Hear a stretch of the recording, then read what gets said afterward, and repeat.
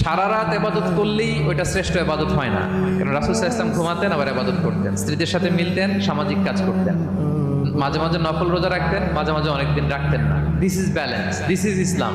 এবং এর চেয়ে শ্রেষ্ঠ ইসলাম আর হতে পারে না। তার মানে বোঝা গেল রাসূল সাল্লাল্লাহু আলাইহি ওয়াসাল্লামের চাইতে যদি এক কাঠি বেশি বোঝেন আপনি, এটা ইসলাম হবে? এটা হবে বাড়াবাড়ি, ঠিক কি না? রাসূল সাল্লাল্লাহু আলাইহি ওয়াসাল্লাম যেমনটি করেছেন ঠিক তেমনটি করার নাম ইসলাম।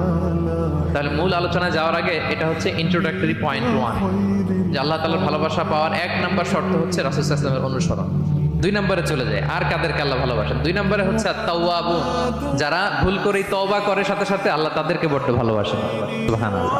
3 নম্বর হচ্ছে ওয়া ইউহিব্বুল মুতাতাহহিরিন, আল্লাহ তাআলা পবিত্রতা অর্জনকারীদের বড্ড পছন্দ করেন। মুতাতাহহিরিন, যারা সব সময় পাক পবিত্র থাকে, পরিচ্ছন্ন থাকে, এবং এটা খুব জরুরি। রাসূল সাল্লাল্লাহু আলাইহি ওয়াসাল্লাম বলেছেন আত-তুহুরু শাতরুল ঈমান, পবিত্রতা এটা ঈমানের অঙ্গ। সুখ হচ্ছে আলহামদুলিল্লাহর ভিতরে। সুখ আছে কিসের ভিতরে? যে কোনো পরিস্থিতিতে আমরা থাকি না কেন, বিপদে আপদে, সকালে বিকালে, শীতকালে গ্রীষ্মকালে আমরা কি পড়ব?